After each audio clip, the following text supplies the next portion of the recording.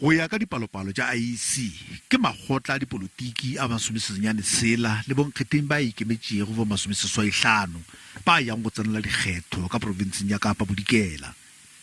Palomoka ya bonkgetheng ba lwanela go ditulo tše 844 dikhanseleng tša provinse e feta dikete tše 12. Ka Limpopo badudi ba bangwe ba mmasepala o aparetšego ke mathata wa Mogalakwena ba re ba ya go voutela bonkgetheng ba ikemetšego ka ge ba lapišitšwe ke makgotla a ba tsebišago dilo di gana go fela.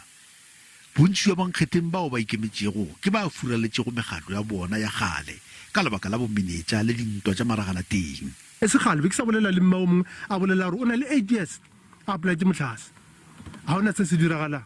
So ke bona ka re ditlhotlho tše di jwale re ka kgona go di facilitate and ntho ke ile moleng gore batho ba go borena ke na le tshepo mo bona gore ba tla mvotela gore ke ile ba emela. Bagley West ka provinseng ya Kapa Leboa mokgatlo o moswa wa dikgatlong Independent Forum o golofetša gore o tla kaonafatša maemo ao badudi ba phelago ka tlase ga ona ge o ka tšea taolo. What the Khatong Independent Forum is going to do is basically fighting for the constitutional right of our people because it's clearly under the Bill of Rights.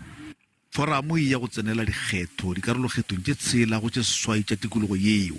Ka Durban maloko a National Homeless Network a ipiletša go makgotla ka moka a yang go tsenela dikgetho tša lenyaga masepaleng mogolo wa eThekwini go ba abela ditirelo tša motheo.